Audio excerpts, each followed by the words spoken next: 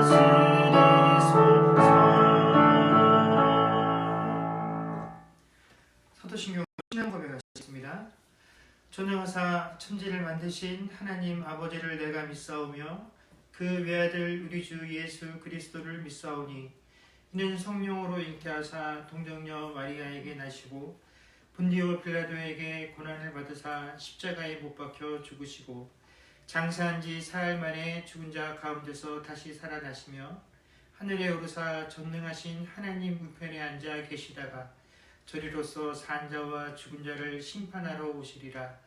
성령을 믿사오며 거룩한 공회와 성도가 서로 교통하는 것과 죄를 사하여 주시는 것과 몸이 다시 사는 것과 영원히 사는 것을 믿사옵나이다. 아멘. 찬송가 415장 찬양하겠습니다.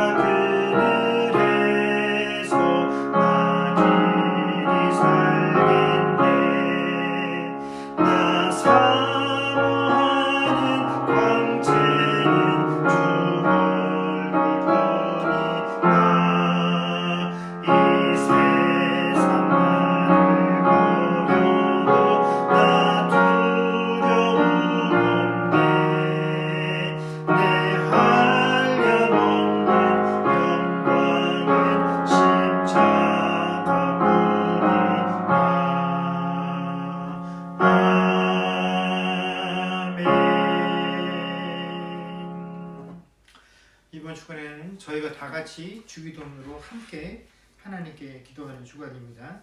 우리 주기도문으로 기도하시고 암송하지 못하시는 분들께서는 화면에 보시고 함께 기도하시면 되겠습니다. 기도하겠습니다. 하늘에 계신 우리 아버지여, 이름이 거룩히 여김을 받으시오며 나라에 임하옵시며 뜻이 하늘에서 이루어진 것 같이 땅에서도 이루어지리이다. 오늘날 우리에게 일용할 양식을 주옵시고 우리가 우리에게 죄 지은 자를 사하여 준 것 같이 우리 죄를 사하여 주옵시고 우리를 시험에 들게 하지 마옵시고 다만 악에서 구하옵소서. 대개 나라와 권세와 영광이 아버지께 영원히 있사옵나이다. 아멘. 교회 소식 전하겠습니다. 저희가 11월 달부터 주정부 방침에 따라서 지금 비대면으로 예배를 드리고 있습니다. 벌써 예배를 함께 같이 모여서 드리지 못한 시간이 넉 달째가 되어가고 있네요. 이제 겨울이 이렇게 지나갔습니다. 그래서 언제 이것이 정상화될지 모르나 저희들 바람 같아서는 3월 봄부터는 함께 모여서 예배할 수 있는 그런 여건이 또 환경이 조성되기를 다 같이 기도로 준비해 주시면 감사하겠습니다. 그리고 지난 주간 한 주간 날씨가 굉장히 추웠는데 다들 건강히 지내시기를 소망을 하고요. 이번 주간에도 날씨가 좀 풀려지긴 하겠으나 추운 날씨 가운데 건강들 유념하시는 한 주간이 되기를 소망합니다. 하나님 말씀 보겠습니다. 하나님 말씀은 누가복음 8장 4절에서 15절까지 말씀입니다.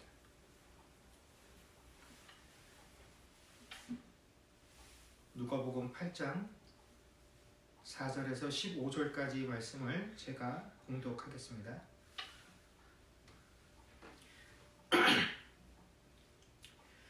각 동네 사람들이 예수께로 나와 큰 무리를 이루니 예수께서 비유로 말씀하시되 씨를 뿌리는 자가 그 씨를 뿌리러 나가서 뿌릴새 덜어는 길가에 떨어짐에 밟히며 공중의 새들이 먹어버렸고 덜어는 바위 위에 떨어짐에 싹이 났다가 습기가 없으므로 말랐고 덜어는 가시떨기 속에서 떨어짐에 가시가 함께 자라서 기운을 막았고 덜어는 좋은 땅에 떨어짐에 나서 100배의 결실을 하였느니라. 이 말씀을 하시고 외치시되 들을 귀 있는 자는 들을지어다.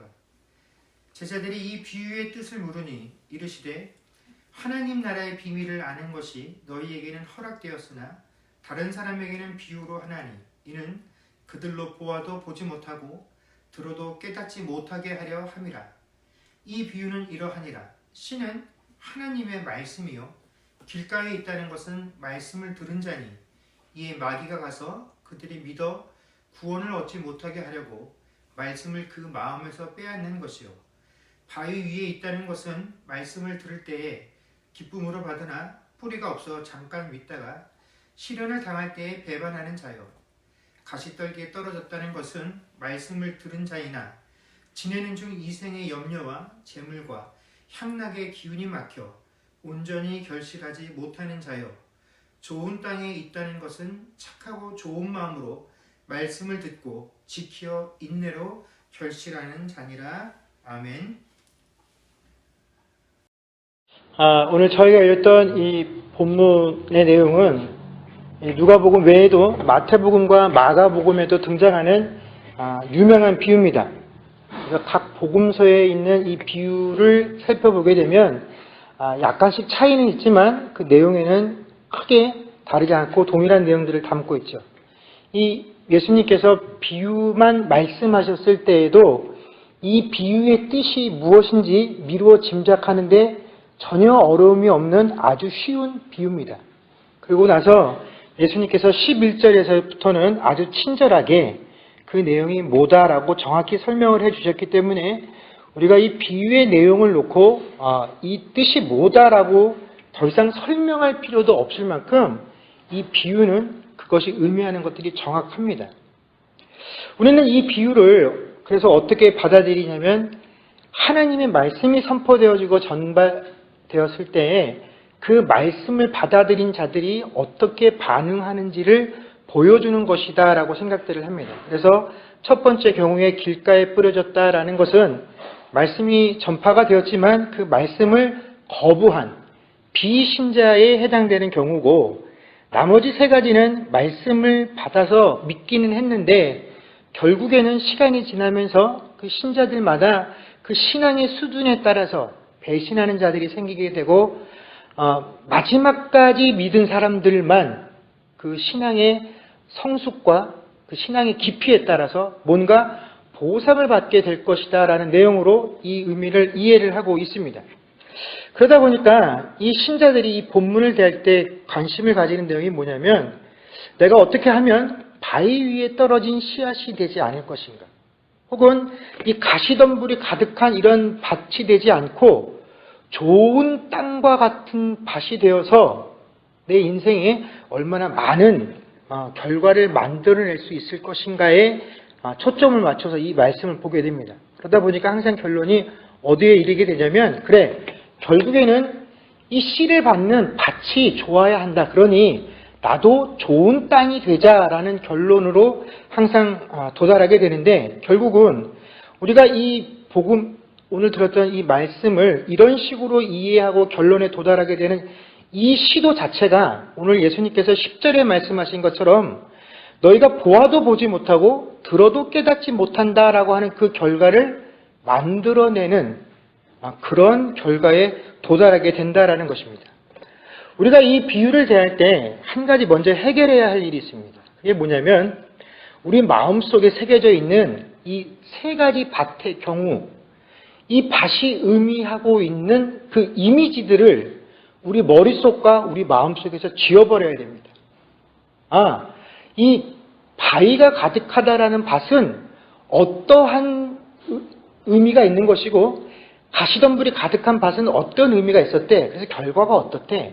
좋은 땅은 뭘 의미하고 결과는 이렇대. 라고 하는 그 이미지들을 우리 마음속에서 지워버려야 됩니다. 그리고 나서 그 이미지들을 내 주변에서 같이 신앙생활하고 있는 형제자매들과 매치업시키는 그 일을 관둬야 합니다. 그래서 저 사람은 바위, 저 사람은 가시덤불, 누구는 좋은 땅, 이런 식으로 평가하고 있는 것이 이 비유가 의도하는 바가 아니다라는 것입니다. 여러분 한번 곰곰이 생각들을 해보십시오. 농부가 와서 씨를 뿌립니다. 그런데 뿌려지자마자 새들이 와서 집어먹을 만큼 그런 단단한 곳에 씨가 뿌려지거나 혹은 바위가 가득한 밭에 떨어지거나 가시덤불이 가득한 밭에 이 씨가 뿌려졌을 때에 이런 엉망으로 되어 있는 상태의 밭에 씨앗을 똑같이 뿌려놓고 여기에서도 뭔가 좋은 열매와 좋은 결과를 얻을 것이다 라고 생각하는 것은 그런 기대를 가지고 있는 것 자체가 잘못된 것입니다. 그렇지 않습니까? 우리가 그 밭들의 상태를 봤을 때 이 밭이 뭔가 열매를 맺기에 잘못되었다라고 생각을 하면 그 밭이 잘못된 것이 아니라 그런 밭에 씨를 뿌린 농부에게 문제가 있는 겁니다. 그래서 내가 봐도 이 밭이 도무지 뭔가 뿌려도 결과를 낼 수 없을 만한 상태다라고 생각을 했다면 무엇부터 먼저 해야 됩니까? 그 밭을 개선하는 일을 먼저 하고 나서 그 다음에 씨를 뿌리고 왜 열매를 맺냐 못 맺냐를 가지고 이야기를 해야지. 밭이 엉망인데 거기다 씨를 뿌려놓고 열매를 맺지 못한다고 밭을 탓한다면 여러분 이것은 잘못된 겁니다. 만약에 우리가 이런 식으로 이 비유를 계속 이해한다라고 한다면 사실은 이 비유는 씨의 문제도 아니고 밭의 문제도 아니고 그런 엉망인 밭에다가 씨를 뿌려놓고 열매를 못 맺는다고 탓하는 농부에게 문제가 있는 것입니다. 그러나 이 비유는 그런 것이 아니죠. 우리가 만약에 이 비유를 계속해서 밭의 문제, 그래서 내가 밭인 내 마음이 바뀌어야 돼라는 결론으로 이 비유를 인식하게 되면 어떤 잘못된 폐해가 생기게 되냐면 우리가 하나님의 말씀으로 비유되어 있는 이 씨의 능력을 우리가 무시하는 경우가 바로 그 밭의 문제로 이 비유를 해석하는 겁니다. 자, 우리가 잘 아는 히브리서 4장 12절에서 13절에 보면 이런 내용이 있습니다. 하나님의 말씀은 살아있고 활력이 있어 좌우에 날선 어떤 검보다도 예리하여 혼과 영과 및 관절과 골수를 찔러 쪼개기까지 하며 또 마음의 뜻을 판단하나니 지으신 것이 하나도 그 앞에 나타나지 않음이 없고 우리의 결산을 받으실 이의 눈앞에 만물이 발가벗은 것 같이 드러나느니라 라고 되어 있습니다. 이것이 말씀의 능력입니다. 이 히브리서 기자는 이 하나님 말씀의 능력을 뭐에 비유하고 있냐면 그 외과 의사가 수술하는 그 수술자의 칼에 이 말씀의 능력을 비유했다라는 것입니다. 어떠한 질병도 어떠한 잘못된 세포도 모두 다 제거해버리고 고칠 수 있는 것, 그런 의사의 칼과 같은 역할을 하는 것이 뭐라고요? 하나님의 말씀의 능력이다라는 것입니다. 여러분, 그렇기 때문에 하나님의 말씀인 이 씨앗은요, 어떠한 상태와 어떠한 상황에 있는 그 밭에 뿌려진다고 할지라도 그곳에 분명하게 뿌리를 내리고 싹을 틔우고 결국에는 어떻게 해요? 열매를 맺을 수밖에 없는 것이 바로 이 하나님 말씀의 능력이다라는 것입니다. 우리가 잘 알지 않습니까? 우리가 어렸을 때 옛날에 한국에 보면 간증하시는 분들 보면 정말 세상 말로 인생 대차방 같은 분들이었습니다. 야, 어떻게 저런 사람이 예수 믿고 변화되었지? 그럼 어떻게 됩니까? 그 안에 말씀이 들어가니까, 복음이 들어가니까 그의 인생이 그렇게 바뀐다라는 것입니다. 우리가 굳이 그의 인생을 따지자고 한다면 그는 바위나 가시덤불 정도로는 비유할 수 없을 만큼 엉망인 상태였지만 복음이 들어가면 그 마음밭의 상태와는 상관없이 결국은 열매를 맺게 되어 있다라는 것입니다. 그것이 바로 우리가 받은 이 복음의 능력이다라는 것입니다.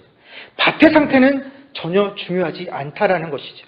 그렇기 때문에 오늘 이 비유의 말씀은 신자들의 신앙 성숙에 따라서 단계별로 세 가지를 설명해 놓고 가장 좋은 단계에 있는 사람들만이 뭔가 보상을 받게 될 것이다라는 것을 의미하는 것이 아닙니다. 오늘 나오는 이 하나님의 말씀이다라는 것은 결국 뭐냐면 구원을 얻게 하는 복음을 의미하는 것이고요. 결국 이 복음이 선포되었을 때 세상이 어떻게 반응을 하느냐 하는 것을 네 가지 단계로 설명을 한 것입니다. 물론 이 복음이 세상에 선포되어졌을 때 이 복음에 대한 반응은 네 가지의 모습으로 보여질 수도 있으나 결국 마지막 결과는 어떻게 됩니까? 두 가지밖에 없다라는 것입니다. 열매를 맺든지 못 맺든지. 열매를 맺는다는 건 뭡니까? 구원을 받았다라는 것이고 열매를 맺지 못했다라는 것은 심판 가운데 떨어지게 되었다라는 것입니다. 그리고 처음에 그가 어떻게 신앙생활 모습을 하고 있느냐 하는 것들은 전혀 중요하지 않다라는 것이 오늘 이 비유가 우리에게 말씀해 주는 것입니다. 그래서 사실 오늘 이 본문 가운데서 가장 중요한 구절은 바로 10절 말씀입니다. 이르시되 하나님 나라의 비밀을 아는 것이 너희에게는 허락되었으나 다른 사람에게는 비유로 하나니 이는 그들로 보아도 보지 못하고 들어도 깨닫지 못하게 하려 함이니라 라는 이 말씀, 바로 이 10절의 내용이 이 비유의 가장 큰 핵심이다라는 것입니다. 예수님께서 비유로 말씀하신 후에 9절 하반절에 보면 들을 귀 있는 자는 들을지어다 라고 선포를 하셨습니다.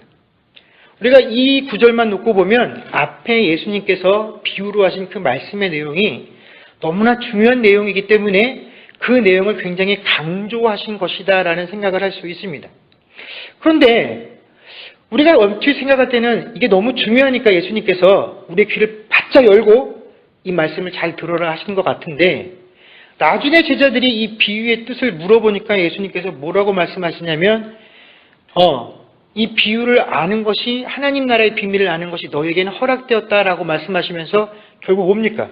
이 비유로 그들에게 말하는 이유가 들어도 깨닫지 못하고 보아도 보지 못하게 하려고 내가 이 비유를 썼다라고 말씀하시는 걸 보면 우리는 예수님 굉장히 이 내용을 강조하신 것 같은데 또 그 이유를 설명하시는 예수님의 대답을 들어보면 이게 중요하지 않은 거다라는 것인지 아니면 이게 알려주시려고 하는 것인지 감추시려고 하는 것인지 도무지 예수님의 의도를 알 수가 없는 게 이 9절과 10절의 내용이다라는 것입니다.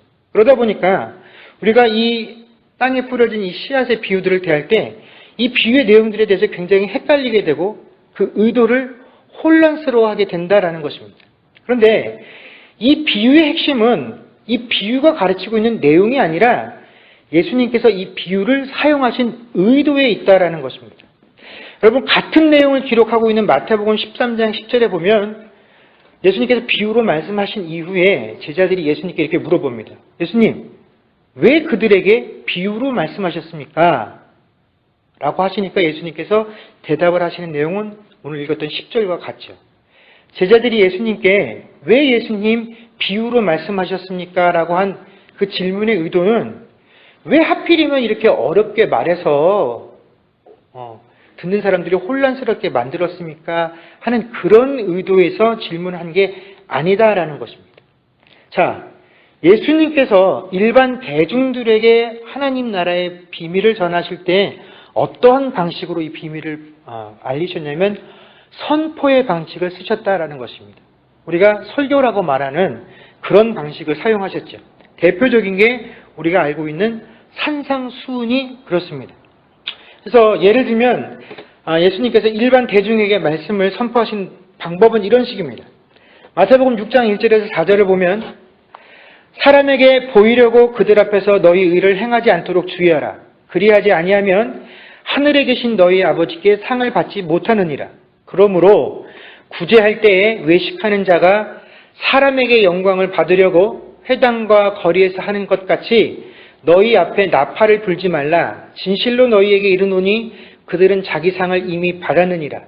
너는 구제할 때에 오른손이 하는 것을 왼손이 모르게 하여 내 구제함을 은밀하게 하라. 은밀한 중에 보시는 너희 아버지께서 갚으시리라 라고 말씀을 선포하셨다라는 것입니다. 자, 이 방법을 보면 일반 대중들에게 무엇을 어떻게 해야 되는지 명확하게 가르쳐 주셨다는 겁니다. 그리고 왜 이렇게 해야 되는지 그 이유도 정확하게, 또 이렇게 하게 되면 너희가 하나님께 어떠한 결과와 보상을 받게 될 것이라는 것에 대해서 명확하게 설명을 해 주셨다라는 것입니다.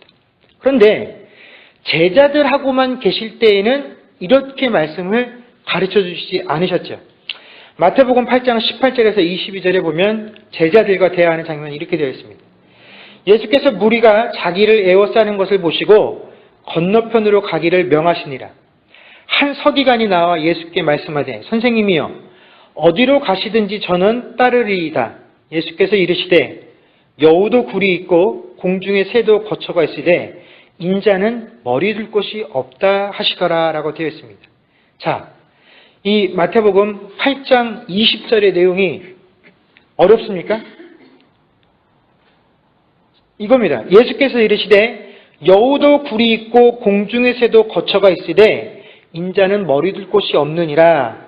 여러분 이 내용이 어렵나요? 무슨 뜻인지 이해하는데 어렵지 않죠. 이 말씀은 아주 간단한 겁니다.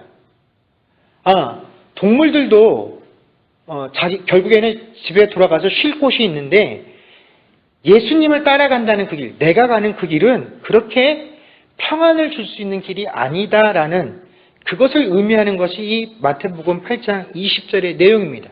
그런데 이 간단한 내용을 예수님께서 제자들에게 하실 때는 딱 떨어지게 답을 주신 것이 아니라 이렇게 무슨 문답을 하듯이 감춰진 의미로 답을 주시면 제자들이 그 답을 받아서 어떻게 합니까?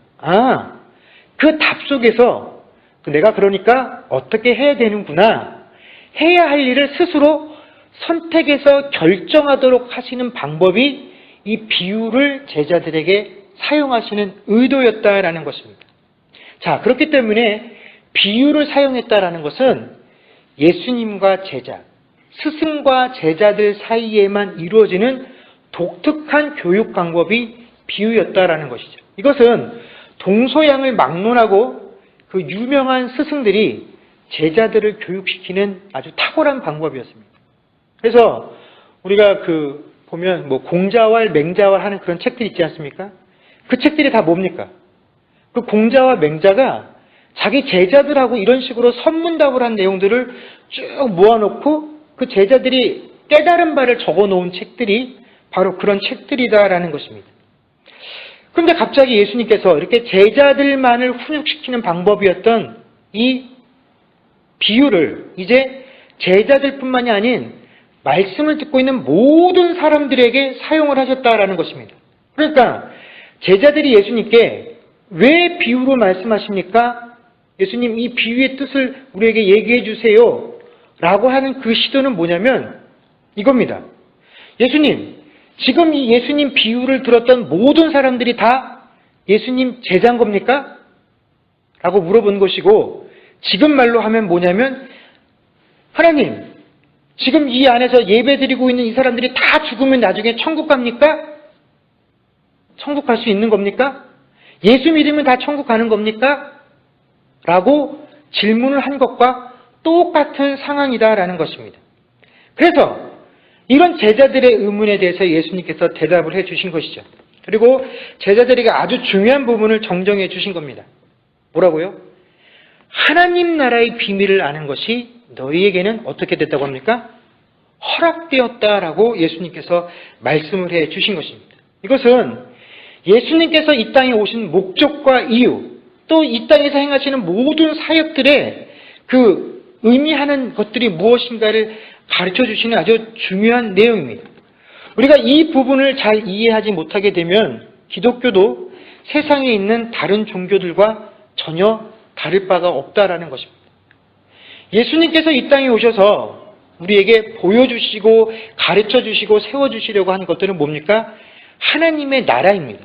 그래서 예수님께서는 가르치시는 그 사역들을 통해서 우리에게 하나님 나라의 비밀을 가르쳐 주셨다라는 것이죠. 그런데 이것을 우리가 잘 이해하지 못하게 되면 결국은 기독교, 이 교회에서 가르쳐주는 가르침도 세상의 다른 도덕적이고 인격적인 수양들을 요구하는 그런 차원 높은 가르침이나 세상에 필요한 지혜를 제공하는 다른 지혜들과 전혀 다를 것이 없게 된다는 것입니다.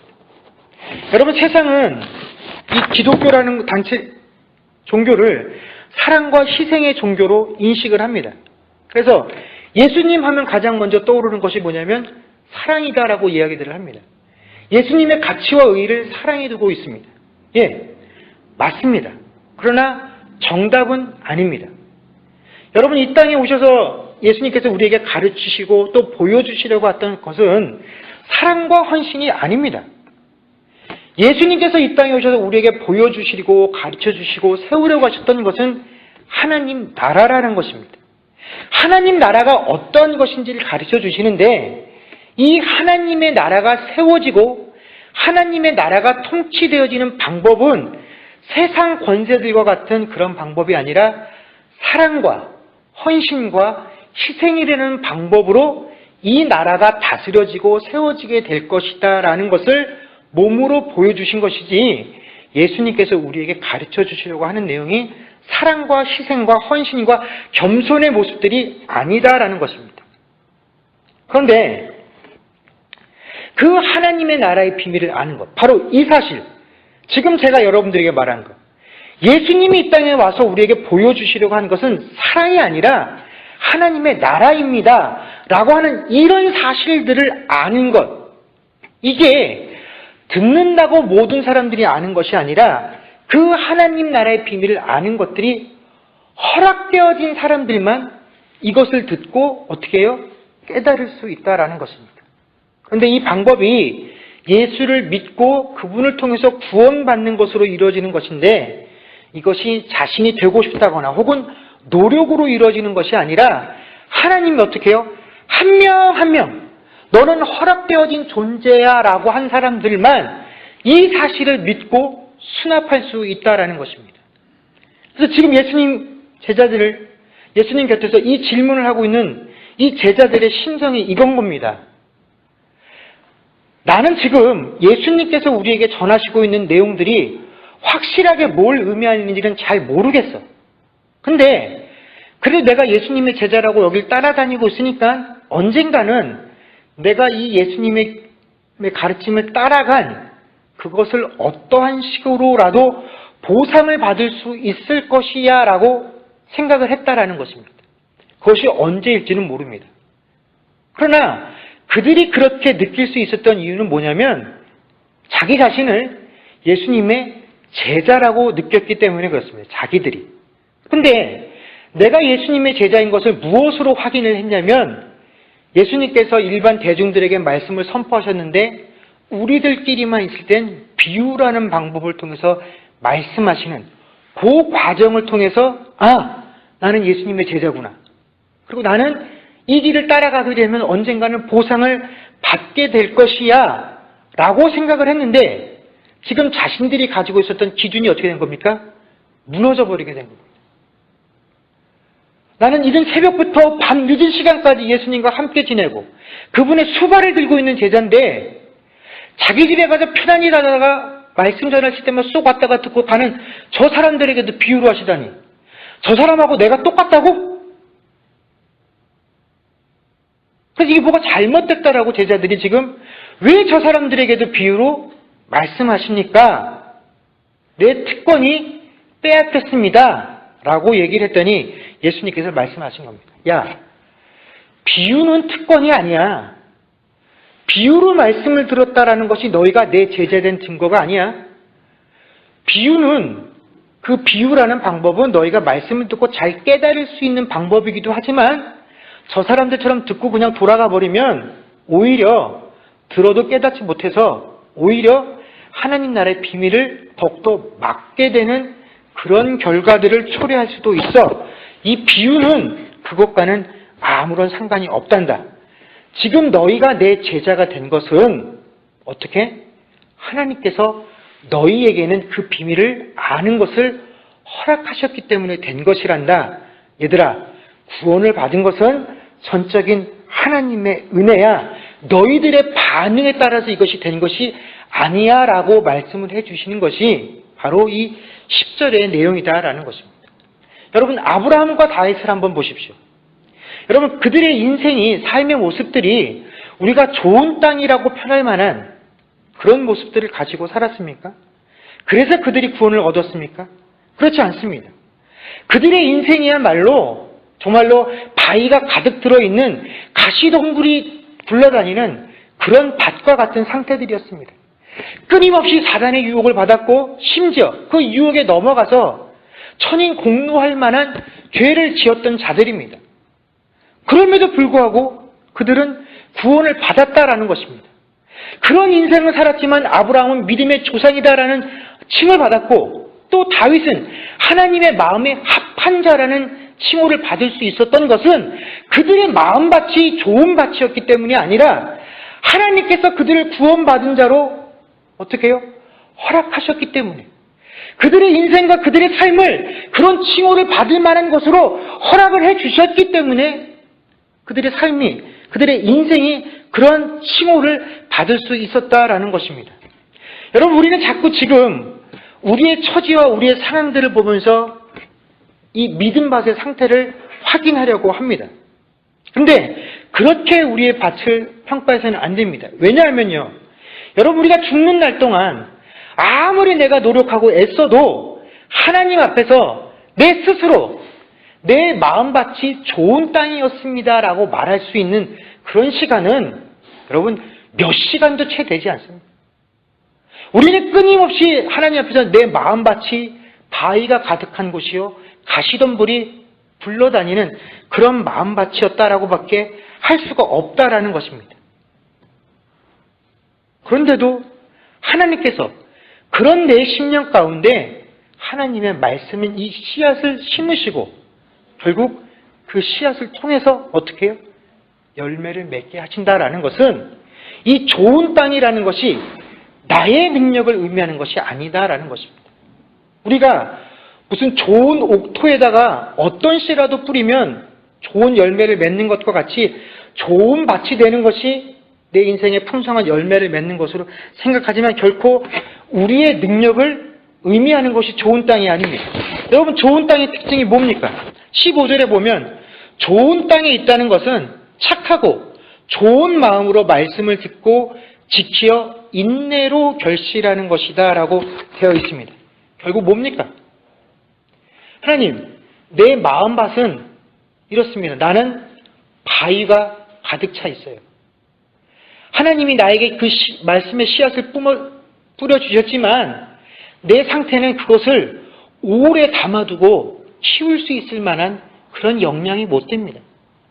하나님, 내 마음밭은 가시덤불과 같아서 이것이 좀 믿음이 내 잘하는 것 같은데 조금만 세상의 염려와 세상의 문제들이 들어오면 언제라도 이것을 팽개치고 하나님을 팽개치고 세상으로 달려갈 수밖에 없는 상태가 나예요, 나.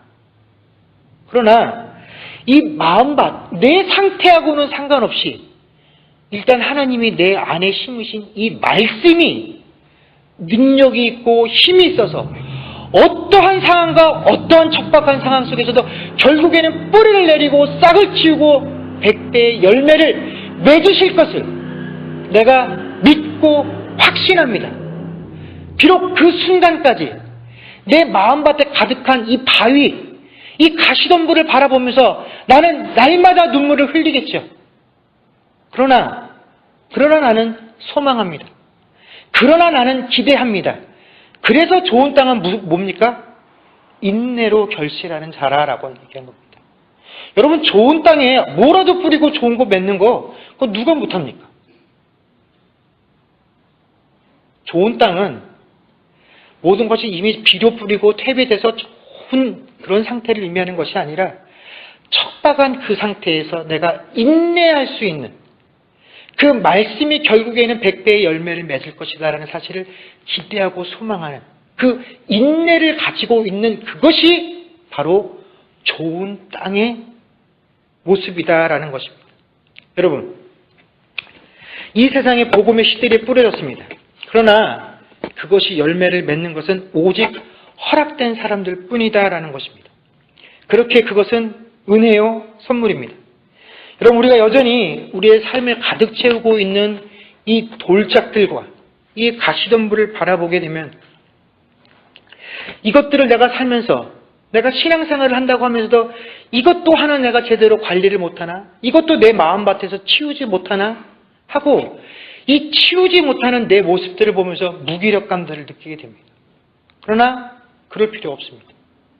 또 이것들을 내 마음밭에서 아무리 치워달라고 하나님께 기도해도 하나님께서 이것들을 치워주지 아니하시는 모습 속에서 우리가 또 뭘 느끼게 됩니까? 실망감들과 좌절을 느끼게 된다라는 것입니다.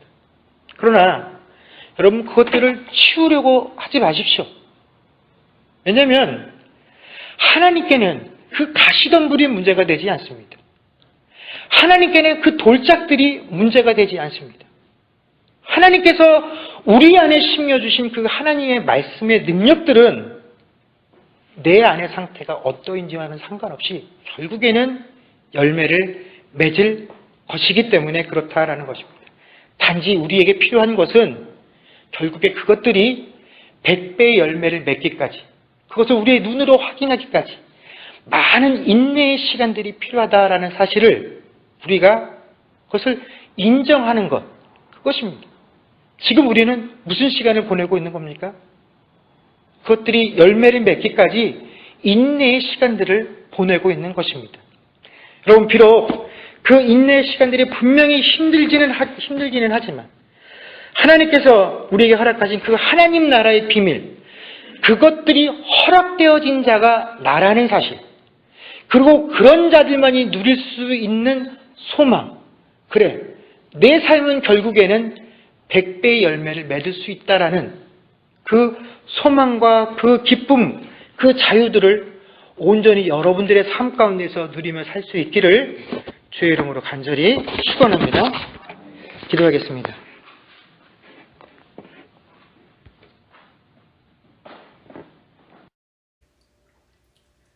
우리 다 같이 오직 주의 은혜로 찬양하겠습니다.